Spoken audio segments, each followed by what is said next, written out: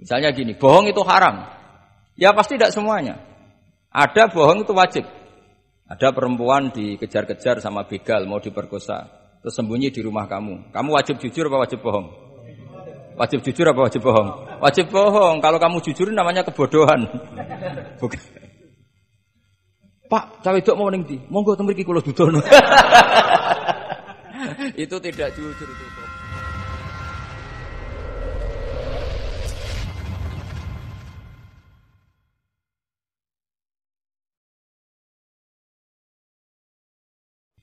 Al-Fatihah.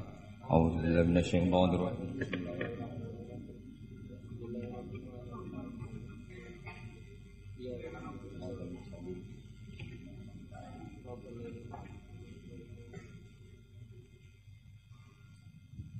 Bismillahirrahmanirrahim. Ini sesuai janji saya ngaji tentang am dan khos. An-naul khamisu wal arbaun fi amihi wa khosihi. Jadi bagian dari ke-45 tentang am dan khos. Am artinya gini, satu lafadz yang maknanya itu mencakup apa saja yang bagian dari fardun min afrodi dzalikal am. Jadi kalau ada orang bilang Ja'al insanu, datang manusia. Berarti manusia siapa saja. Bisa sukunya macam-macam, agamanya macam-macam. Asal kecelok atau tersebut sebagai apa? Manusia. Nanti kaitannya tentang hukum. Saya baca ya. Al-amu lafdun yastaghriqu as-soliha lahu min ghairi khasrin. Jadi yang dikatakan am adalah satu pilihan kata yang siapa saja atau apa saja bisa masuk tanpa dibatasi. Di sini dicontohkan oleh Imam Suyuti kulluman 'alaiha fan. Setiap yang berdomisili di bumi pasti nanti fanin, semuanya akan apa? Rusak atau akan apa? Hancur atau musnah. Itu enggak ada pengecualian sama sekali. Tapi kemudian selalu ada problem am. Problemnya begini. Ada hal-hal yang oleh eksplisit ya, bukan sekadar implisit. Eksplisitnya nas itu dikecualikan. Nah, pengecualian itu bisa secara makna maupun secara mafhum. Misalnya begini, kamu punya aturan siapa saja enggak boleh masuk rumah ini. Itu kalau satpam kamu itu pinter, tentu otomatis tidak memasukkan aturan itu tidak termasuk untuk istri dan anak. Nah, nanti enggak boleh terus satpamnya bilang anaknya mau masuk, jangan. Kata bos saya siapa saja, kamu termasuk siapa saja.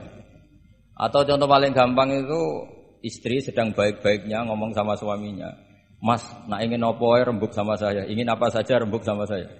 Ternyata, oh ya, ternyata rembukannya, saya ingin poligami. Wah, itu apa saja yang jadi masalah.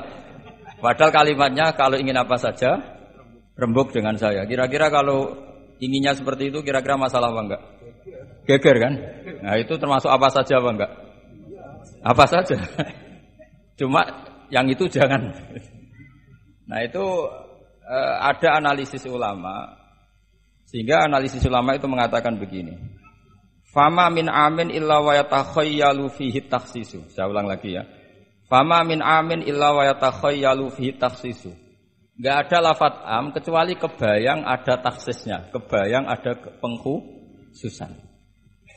Karena ya otomatis itu otomatis. Kayak tadi misalnya sampean tak bilangin siapa saja enggak boleh masuk rumah saya.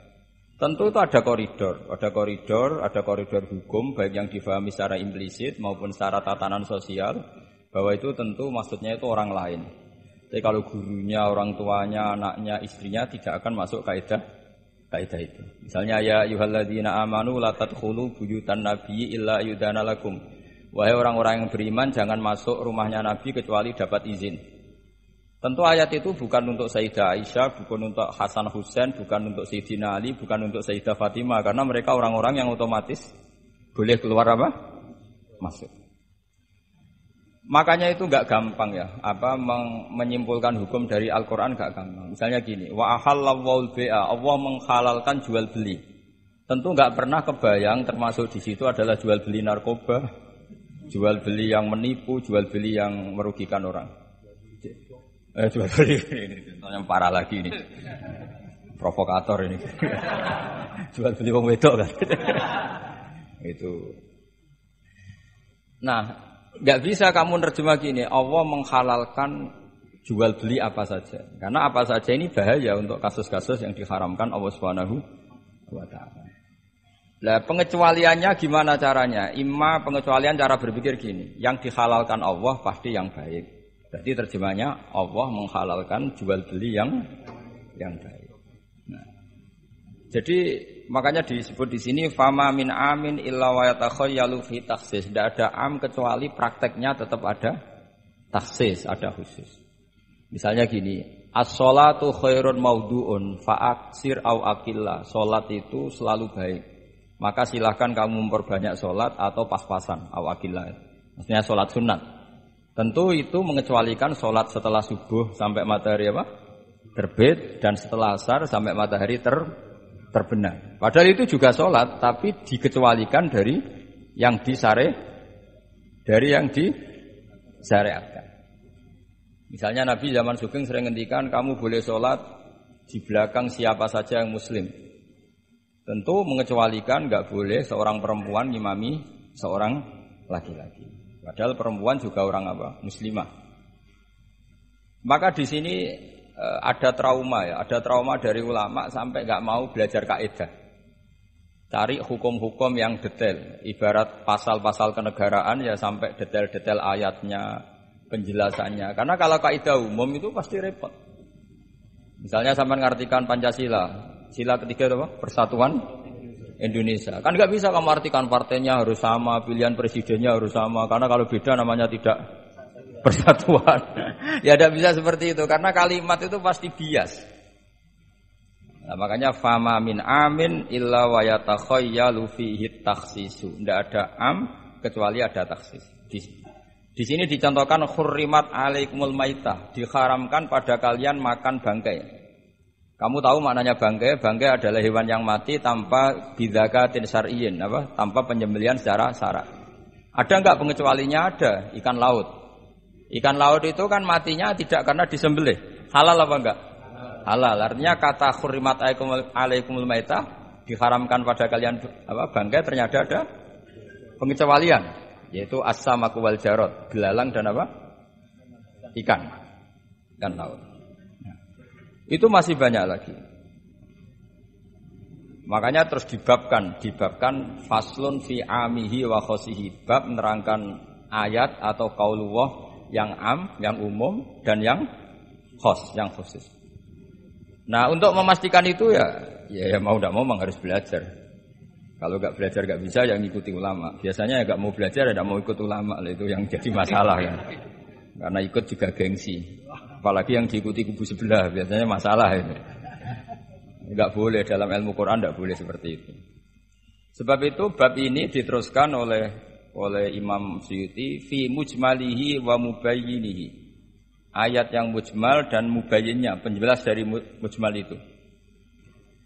Misalnya begini, yang dikatakan puasa itu apa coba? Enggak, ini latihan jadi ahli fikih. Yang dikatakan puasa itu apa coba? Menahan. Umumnya orang kan menahan lapar dan minum dari fajar shadiq menjadi sampai terbenamnya matahari. Nah, sekarang pertanyaannya kalimat menahan lapar dan haus itu maknanya itu kan sebetulnya masih salah.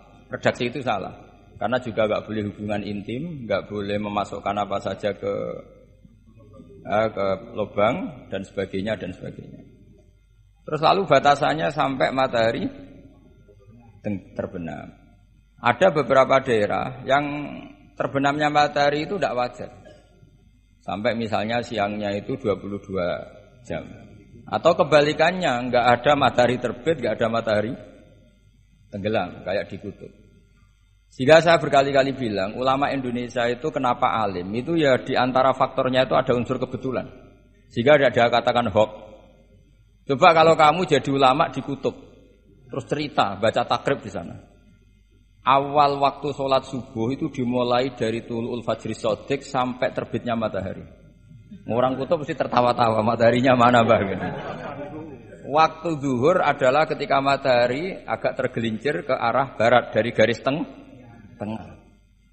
Wah, yang bener aja. Enggak ada matahari kok semua ukurannya matahari.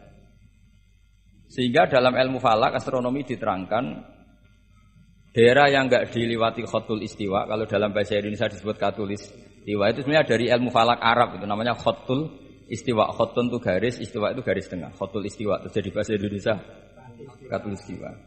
Kayaknya tidak mungkin lah orang Indonesia pertama ahli falak, mesti yang ahli dulu itu orang Arab, karena ilmunya dari Arab. Ya, jadi dari kulaan terus dijadikan bahasa sendiri apa? Katulistiwa. Seperti Taj Mahal itu sebenarnya dari bahasa Arab Mumtaz Mahal. Mumtaz itu spesial, mahal itu tempat. Terus bahasa Indonesia jadi apa? Taj Mahal. Itu kacau semua itu bahasa. Saya terangkan.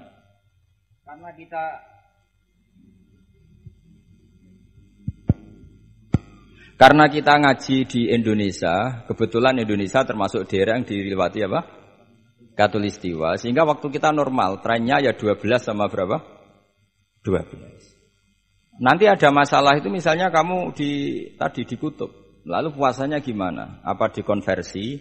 Tetap polanya 16 jam. Terus konversi per antar sholat itu kira-kira berapa apa? Jam. Taruh saja misalnya kamu sudah zuhur jam 12, ya trennya asarnya ya jam 3. Kan nggak mungkin habis zuhur jam 12, asarnya jam 1. Karena polanya tafawutnya antara zuhur dan apa? Asar itu 3 jam. Setelah zuhur sama asar sama maghrib polanya juga 3 jam. Maka yang seperti ini mau tidak mau harus ada pengecualian.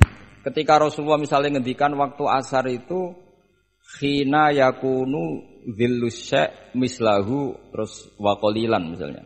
Waktu asar dimulai apa? Dhillus syai' mislahu. Jadi kalau sesuatu 1 meter bayangannya 1 meter. Lah pas lebih sedikit itu berarti sudah waktu asar, kan gitu ukuran dulu kan enggak pakai jam.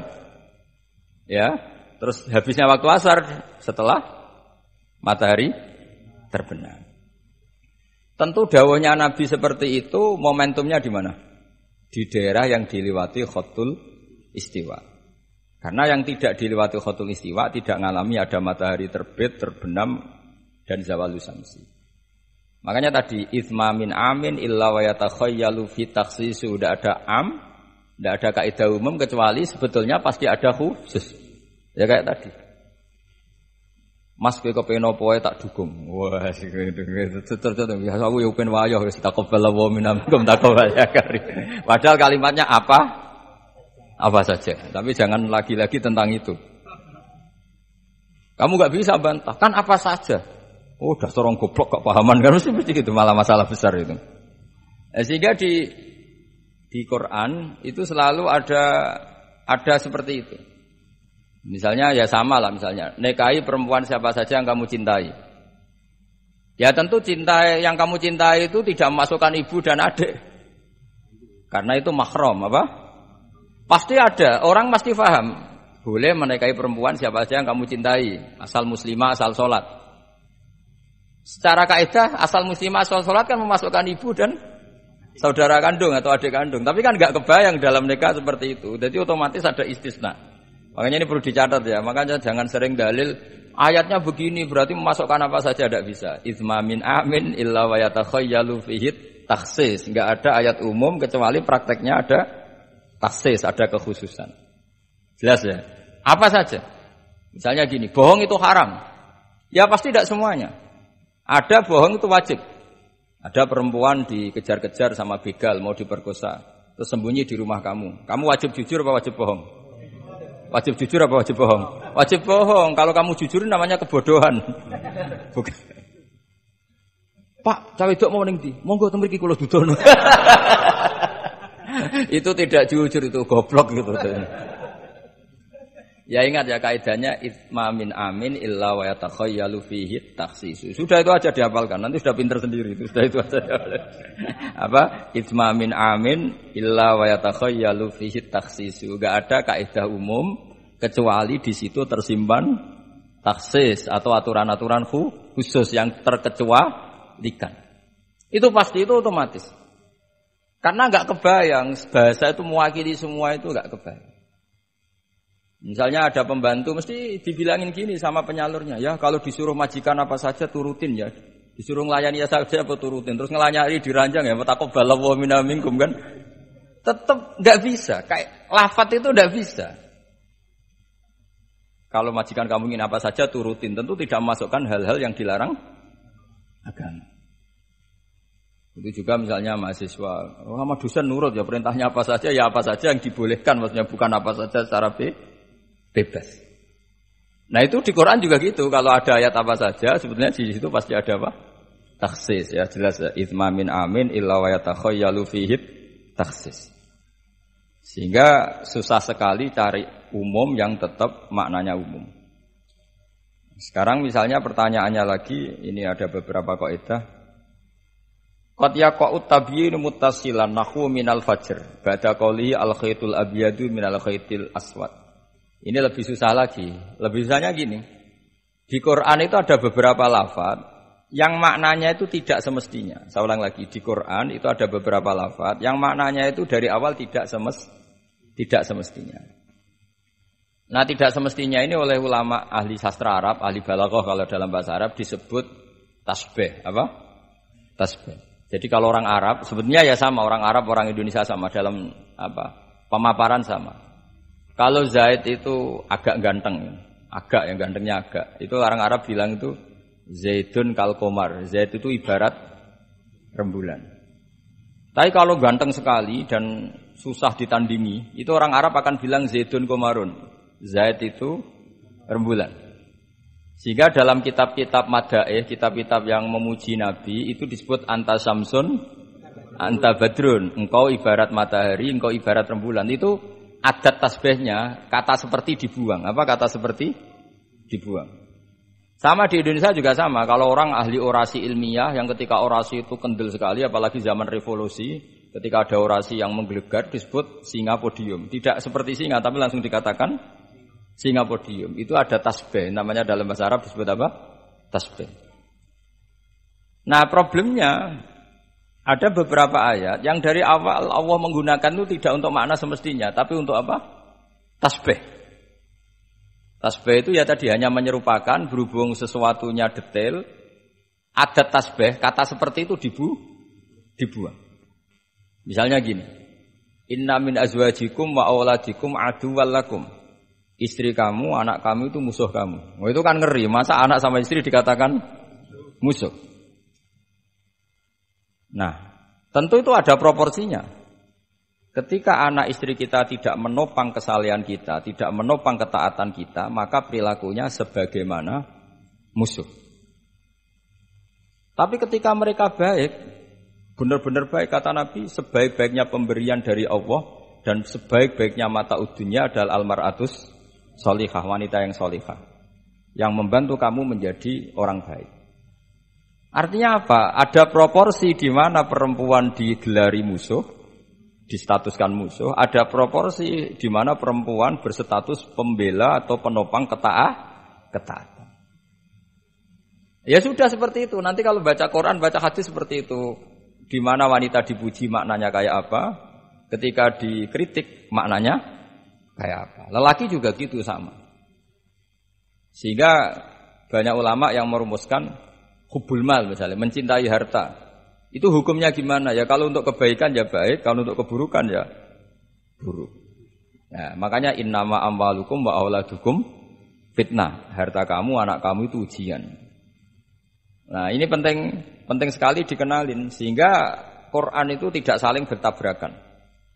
Ya, Quran itu tidak saling bertabrakan. Di ayat ini perempuan dipuji, di ayat ini perempuan dikritik. Misalnya tadi inna min azwajikum wa auladikum aduwwal lakum, tapi ada ayat fassolihatu qanitatun hafidhatun lil ghaibi bima hafidha. Perempuan itu luar biasa, penjaga kedamaian, penjaga kehormatan, itu luar biasa dipuji. Ya tentu dalam konteks yang layak dipuji. Kalau sedang dikritik ya dalam konteks yang layak dikritik. Artinya pujian ini bukan cek kosong tanpa pengecualian, dihujat atau dikritik juga tanpa cek kosong tanpa pengecualian. Lagi-lagi kaidahnya itsma min amin illa wa yatakhayyalu fihi takhsis. Tidak ada lafaz umum kecuali di situ terbayang ada kekhususan. Ya jelas ya.